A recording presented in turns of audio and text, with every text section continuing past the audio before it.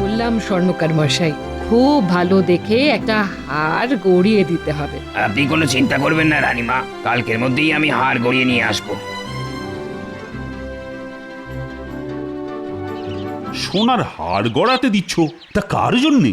এই রাজ্যে সব থেকে বুদ্ধিমান মানুষটির জন্যে আমার বড় ইচ্ছে নিজের হাতে তাকে আমি পুরস্কৃত করি। তা তোমার বিবেচনায় এ রাজ্যের সব থেকে বুদ্ধিমান ব্যক্তিটি কে? কি আবার গোপাল?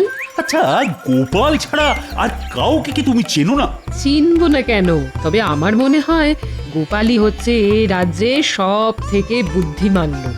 এ তুমি গোপালকে অত্যধিক স্নেহ করো তাই। তবে একটু খোঁজ খবর করলেই হয়তো দেখা যাবে গোপালের থেকেও বুদ্ধিমান লোক এ রাজ্যে আছে। তাহলে তাকে খুঁজে বের করার চেষ্টা করুন। সে তো করতেই হবে। গোপাল গোপাল করে এ রাজ্যে সকলে যা নাচানাচি করতে শুরু করেছে, তাতে হয়তো একদিন ও আমার মাথাতেই চড়ে বসবে। না না না না না না, এটা কখনোই হতে দেওয়া যায় না। আপনার মতিগতি না বোঝা ভার। গোপালের কাছ থেকে বিপদে আপদে আপনি এত সাহায্য পান, অথচ তাকে বুদ্ধিমান বলে স্বীকার করতে আপনার যত বাধা। হ্যাঁ, স্বীকার করতে বাধা নেই, তবে ওর অহংকারকে মেনে নিতেই আমার যত আপত্তি। তাহলে কাল থেকেই তাকে খুঁজতে লেগে পড়ুন। আপনার বিচারে যে বুদ্ধিমান বলে প্রমাণিত হবে তাকেই না হয় আমি সোনার হার পুরস্কার দেব।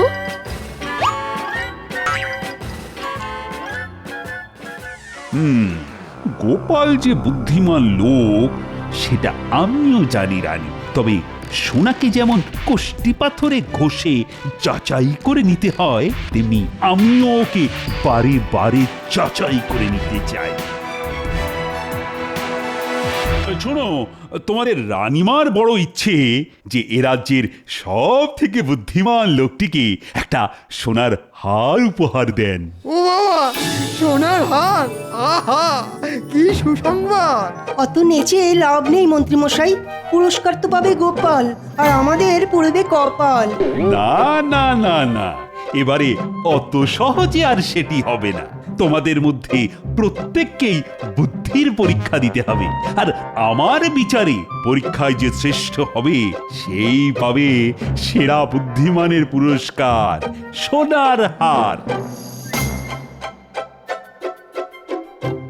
ব্যাপার গোপাল, এতক্ষণে রাজসভায় পা দেওয়ার সময় হলো তোমার?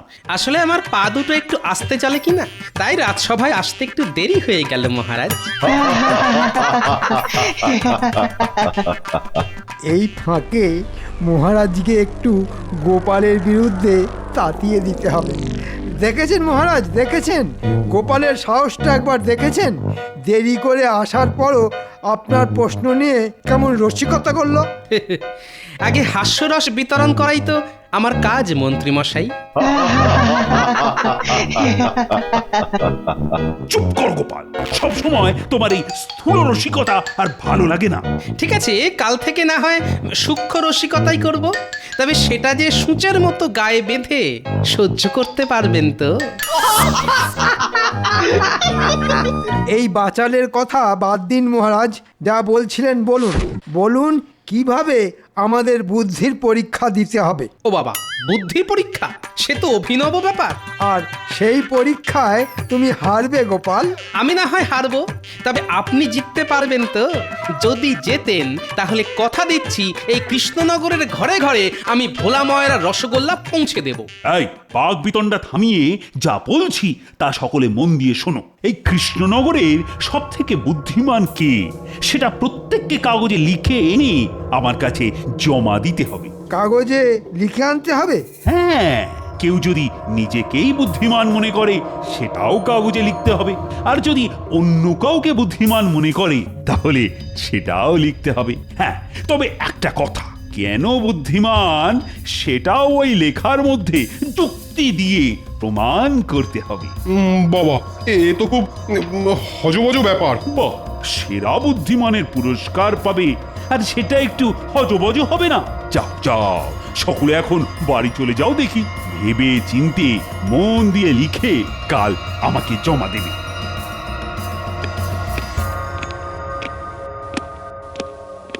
কি গোপাল, মুখ শুকিয়ে গেল তো? এই বয়সেও আপনার চোখের কি জ্যোতি মন্ত্রী মশাই! আমার শুকনো মুখটা কত সহজে আপনার নজরে ধরা পড়লো। রোজ ছোট মাছখান বুঝি, হ্যাঁ? ভালো ভালো।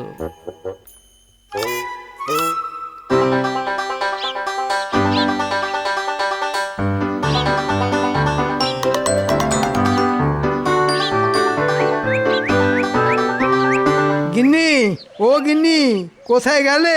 কি ব্যাপার, ঘরে ঢুকতে না ঢুকতে হাঁক ডাক করে পাড়া মাথায় করে তুললে কেন? দারুণ খবর আছে গিন্নি, দারুণ খবর আছে। আমি এবার কৃষ্ণনগরের শ্রেষ্ঠ বুদ্ধিমানের পুরস্কার পেতে চলেছি। সে কি গো, এ তো খুব ভালো খবর। তা কি পুরস্কার পাবে? সোনার হার। সোনার হার? আচ্ছা, এটা কি বুদ্ধির পুরস্কার গো? ভালো বুদ্ধি না শয়তানি বুদ্ধি? কেন কেন এ কথা বলছো কেন? না, আড়ালে আবডালে সকলেই তো বলে যে তোমার মাথাটা নাকি শুধুই শয়তানি বুদ্ধিতে ভরা। চুপ, যত বড় মুখ নয় তত বড় কথা। যাও, নিজের কাজে যাও। দিল, ঘরে পা দিতে না দিতেই মাথাটা গরম করে দিল। না না, এখন মাথা গরম করলে চলবে না, এখন বেশ গুছিয়ে লেখাটা লিখতে হবে।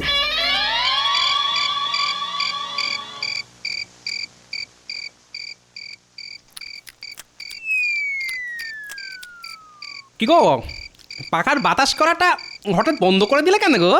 আরে বাবা, আমার হাতটা কি যন্ত্র নাকি? সারাদিনই তো সংসারের জন্য খেটেই চলেছি।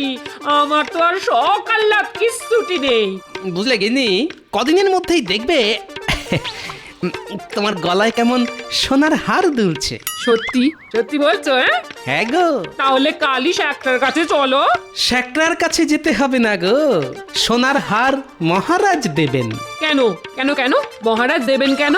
কারণ আমি হচ্ছি এ রাজ্যের সব থেকে বুদ্ধিমান লোক, তাই। ও বাবা, কি সুখবর গো! তাহলে আরেকটু ভাত দাও, আজকে রান্নাটা বেশ জমিয়ে করেছো, বুঝলে।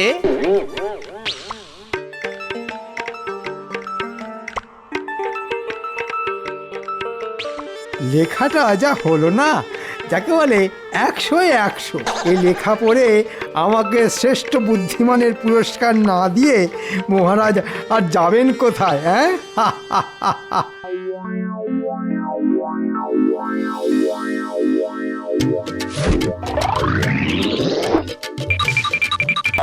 হ্যাঁ গো, রাজসভায় যাচ্ছ?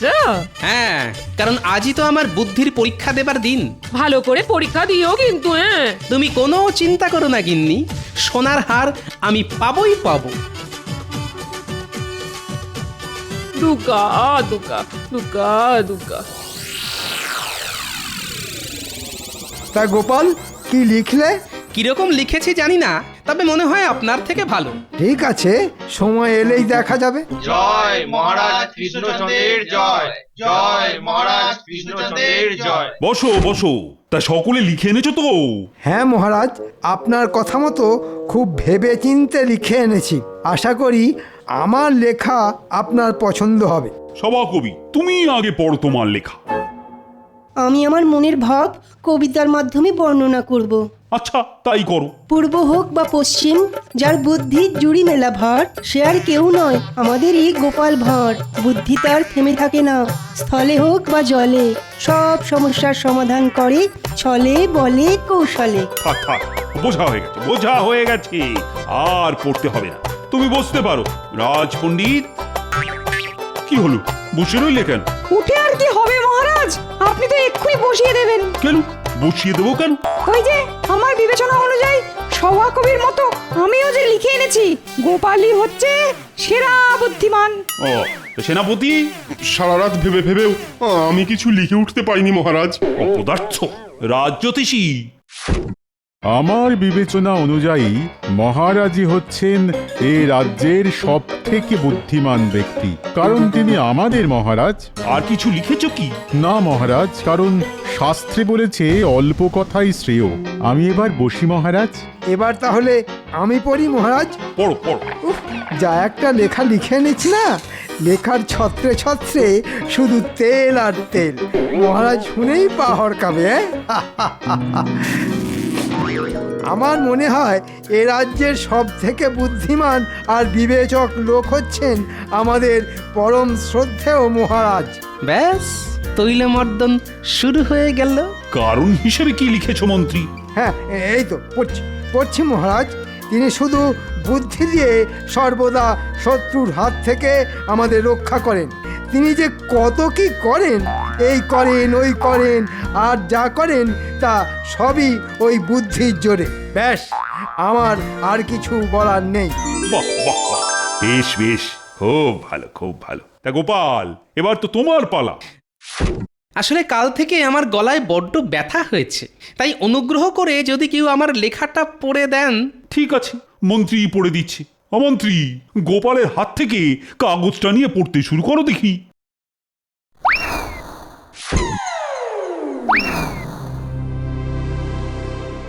শুনলে মনে হবে নিজের ঢাক নিজে পেটাচ্ছি, কিন্তু যা বলছি তা সত্যি।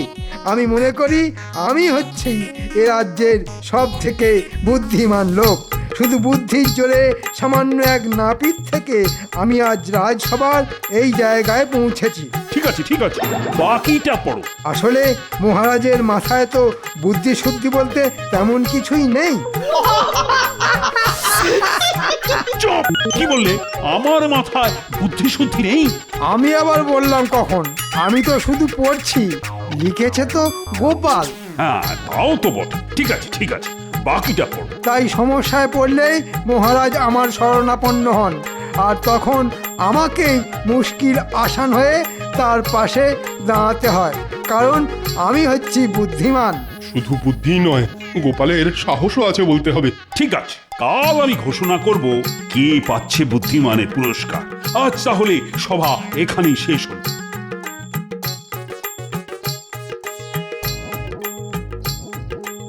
তুমি মনে হয় এবার গেলে গোপাল? আমি চলে গেলে আপনার যদি সুবিধে হয় তাহলে আমার কোনো অসুবিধে নেই মন্ত্রী মশাই। তবে এত তেল ঢেলেছেন না, দেখবেন ওই তেলে পা হড়কে নিজেই না আবার আছাড় খান।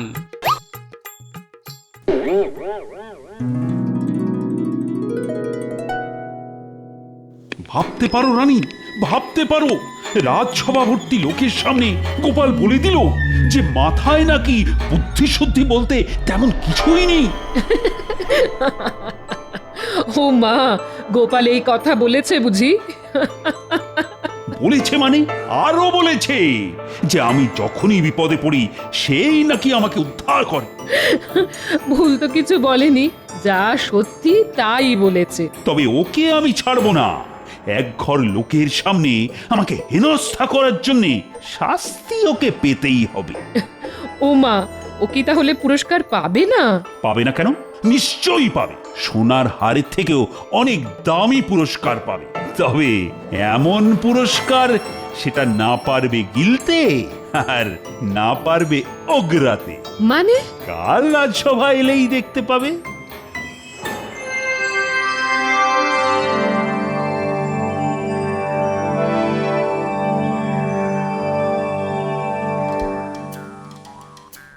গো, আকাশে তো খুব মেঘ জমেছে গো।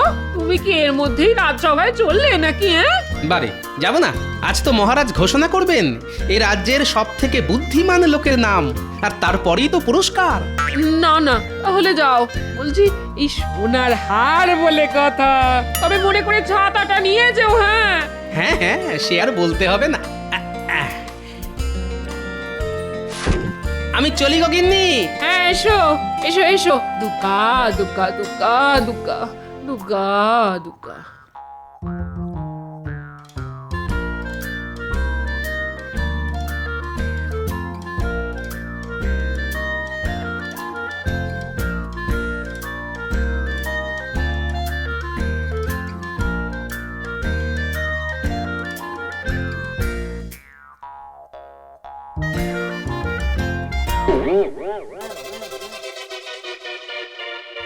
এটা আবার কি? লাল ভেলভেটে ঢাকা, তাই যায় না বোঝা, দেখতে পেলে বুঝতে হতো সোজা।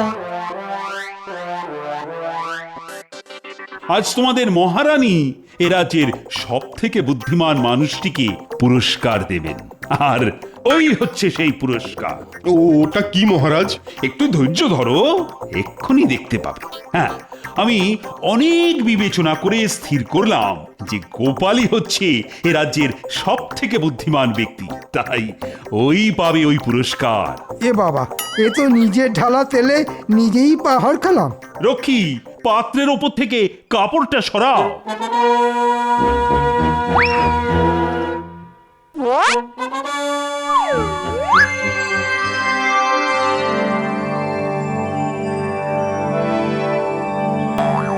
এই তো গামলা।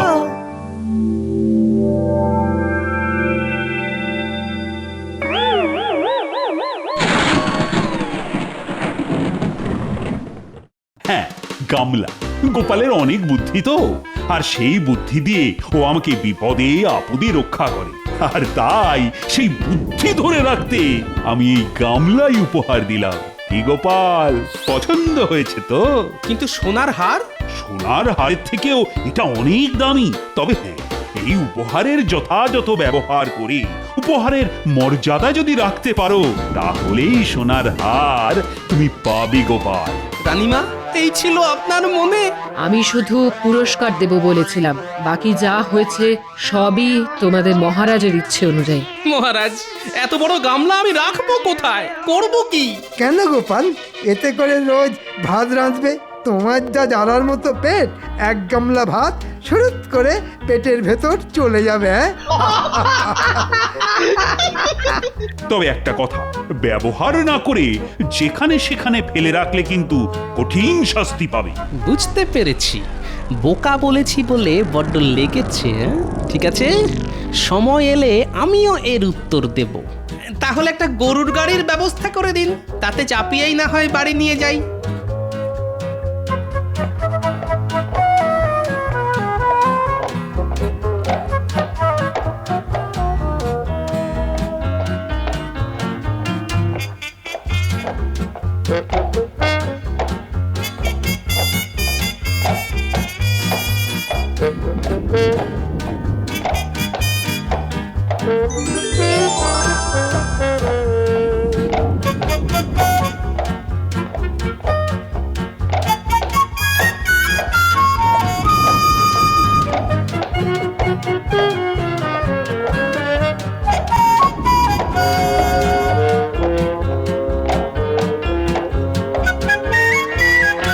দিদা, ও দিদা, কোথায় গেলে গো?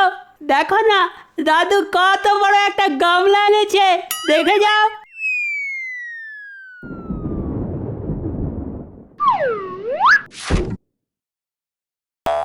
হি বাবা, এই রাক্ষসে গামলা কোত্থেকে পেলে? মহারাজ দিয়েছেন সব থেকে বুদ্ধিমানের পুরস্কার। এটা পুরস্কার না তিরস্কার? হায় হায় হায়, এই এত বড় গামলা আমি রাখবো কোথায়? হায় হায় হায় হায় হায়। দিদা, কেঁদো না, তেমন হলে উঠোনে একটা চালা বানিয়ে দেব। এখন সকলে ধরাধরি করে গামলাটাকে নামা দেখি।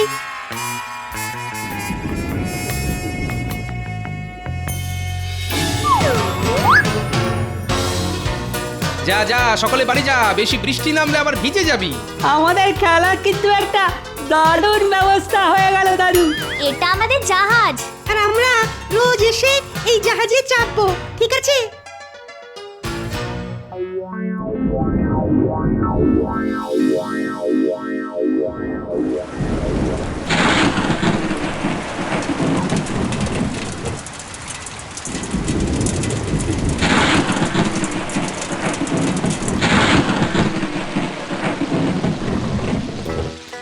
বাবারে বাবা, সেই বিকেল থেকে শুরু হয়েছে, বৃষ্টি তো থামবার কোনো লক্ষণই নেই। দূর, রাত যত বাড়ছে বৃষ্টির দাপটও তত বাড়ছে যে গো। অনেক আগেই ঘোর বর্ষা এসে গেল বলে মনে হচ্ছে, সবকিছু আবার ভাসিয়ে না দেয়।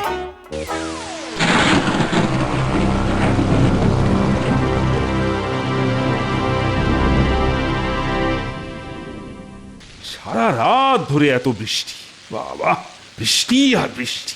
রাজবাড়ির একতলা অব্দি জল চলে এসেছে। জানি না প্রজারা কে কি অবস্থায় আছে।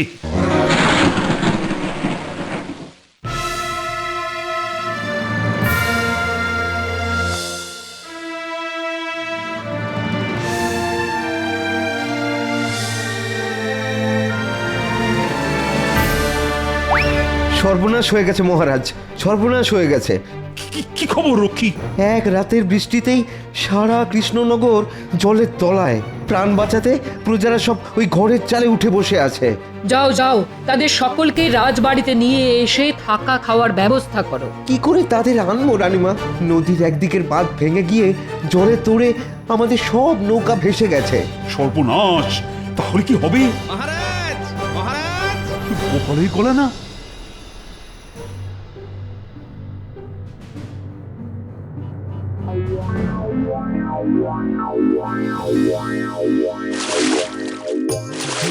আপনার দেওয়াই গামলা যে এত তাড়াতাড়ি দরকারে লাগবে এটা কিন্তু ভাবিনি মহারাজ।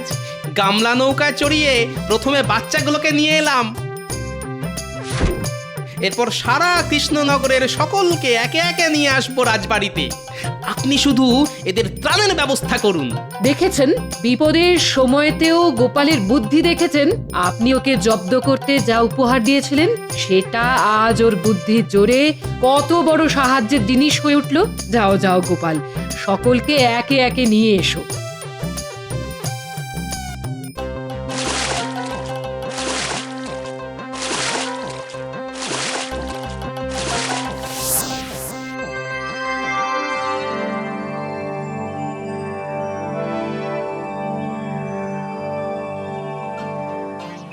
মহারাজ, আপনার উপহারের যথাযথ ব্যবহার করে মর্যাদা রাখতে পেরেছি তো?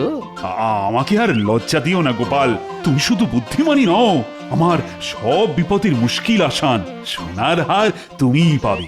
এখন সকলে বলো তো, বলো, জয় গোপালের জয়। জয় গোপালের জয়, জয় গোপালের জয়।